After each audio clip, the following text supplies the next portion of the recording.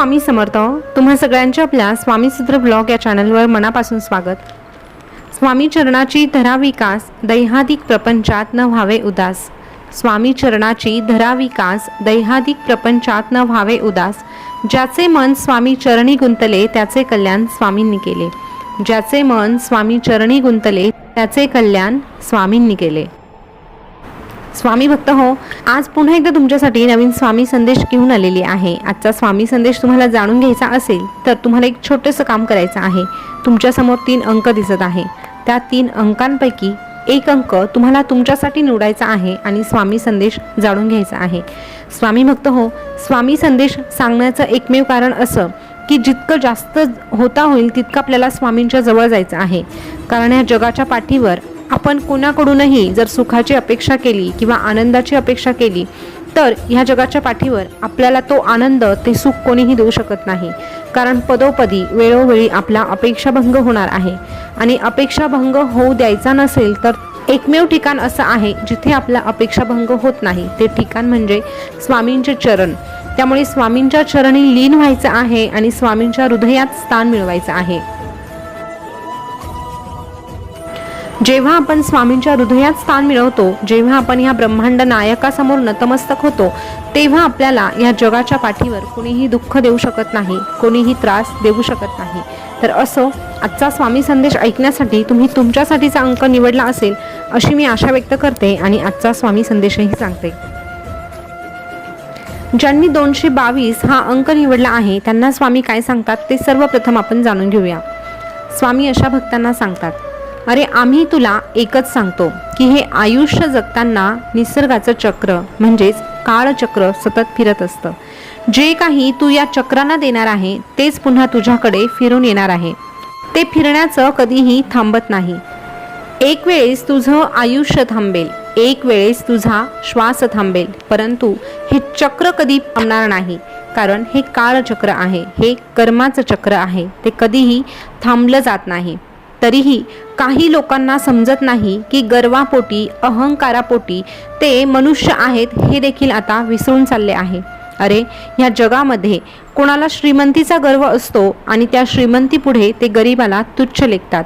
काहींना शारीरिक ताकदीचा गर्व असतो आणि त्यामुळे ते कमजोर लोकांना दाबून मारतात. काहींना तर सुंदरतेचा देखील गर्व असतो आणि त्यामुळे ते इतरांना कुरूप समजतात आणि त्यांना सतत कमीपणा दाखवून देण्यात तत्पर ठरतात. इतकंच काय, पण काहींना तर त्यांच्या ज्ञानाचा देखील गर्व होतो. ज्ञानाच्या जोरावर अज्ञानी लोकांची ते फसवणूक करतात आणि त्यांना पार लुबाडतात. पण असं करताना त्यांना कितीही आनंद मिळाला तरीही त्यांच्या हे लक्षात येत नाही की हे चक्र फिरत आहे, हे काळचक्र फिरत आहे आणि कर्माची नजर त्यांच्यावरही आहे. त्यामुळे हे चक्र फिरत असताना हीच वेळ पुन्हा त्यांच्याकडे देखील येणार आहे हे त्यांच्या लक्षातच येत नाही. म्हणूनच तुला सांगतोय, हे आयुष्य जगत असताना तू दुसऱ्यांना भलेही काही देऊ शकला नाही तरीही चालेल, परंतु वाईट कोणाला देऊ नको, कारण ते फिरून तुझ्याकडेच येणार आहे, हे लक्षात घे. एक वेळेस ह्या काळचक्राला तू रिकामं ठेव, परंतु वाईट गोष्टी त्याच्याकडे पाठवू नको. अरे जेव्हा तुझी अशी वागणूक असेल आणि जेव्हा तू आमच्या आज्ञेचं पालन करत असशील तेव्हा आम्ही तुला एकच सांगू, भिवू नकोस, मी तुझ्या पाठीशी आहे. भिवू नकोस, मी सदैव तुझ्या पाठीशी आहे.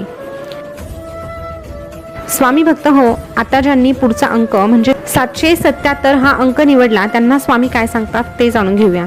स्वामी सांगतात, अरे सुख तुझ्या हातात नाही, पण सुखाने जगणं मात्र तुझ्या हातात आहे. कारण तुझ्याकडे जे आहे त्यातच जर तू सुख मानू लागला तर सर्वस्व सुख मिळवणं हे फक्त तुझ्या हातात आहे. कोणाकडून कसलीच अपेक्षा ठेवू नको. जे काही मिळतं ते परमेश्वराने तुला दिलं आहे आणि पुढेही तो भगवंत तुला देणारच आहे. ह्या एका गोष्टीवर तू लक्षात घे. जे काही तुझ्या वाट्याला आलं आहे त्याचा स्वीकार करायला शिक, सुखात राहायला शिक आणि समाधान मानायला शिक. कारण तुझं हे जीवन परमेश्वराने दिलेली एक भेट आहे आणि ही भेट जर तुला मिळालेली आहे, आयुष्यरूपी तुला ही अनमोल भेट मिळाली आहे, तर त्यामध्ये तू सतत दुःखाने किंवा हिरमुसलेल्या चेहऱ्याने ह्या आयुष्याचं स्वागत करू नको. तू नेहमी दुःखी मनाने जर याचा स्वीकार करशील तर हे दुःख तुझा पाठलाग करत राहील आणि तुला सुखापर्यंत कधीही पोहोचूच देणार नाही. त्यामुळे तुला एक सांगतो, तुला हे जीवन मिळालं आहे, हे आयुष्य मिळालं आहे, तर त्याचा आनंदाने स्वीकार कर, त्याचा अनादर करू नकोस. अरे जीवनामधील परिस्थिती कशीही असू दे, कितीही अडचणी वाटायला येऊ दे, तरीही त्याचा सामना आनंदाने करायला शिक. कारण हे आयुष्य आहे आणि या आयुष्यामध्ये चढ उतार, सुख आणि दुःख येणारच आहे. पण प्रत्येक परिस्थितीला सामोरं कसं जायचं हे मात्र सर्वस्वी तुझ्या हातात आहे. आणि तू घाबरतोस कशाला? या संघर्षाचा सामना करताना तू जर तुझ्या स्वामींवर विश्वास ठेवला आहे, तुझ्या स्वामींचा हात तुझ्या हातात आहे, तर मग भीतोस कशाला? तू प्रत्येक गोष्टीतून पुढे जाणार आहे. प्रत्येक दुःखातून तुला सुख अनुभवायला मिळणार आहे. अरे जीवनाचं दुसरं नाव संघर्ष आहे आणि जो या संघर्षाचा सामना करण्यासाठी प्रामाणिक प्रयत्न करतो आणि सदैव आमचं नाम मुखात ठेवतो, त्याला देखील आम्ही एकच सांगतो, भिवू नकोस, मी तुझ्या पाठीशी आहे. भिवू नकोस, मी सदैव तुझ्या पाठीशी आहे. स्वामी भक्त हो, आता ज्यांनी पुढचा अंक म्हणजे 444 हा अंक निवडला आहे, त्यांना स्वामी काय सांगतात जाणून घेऊया.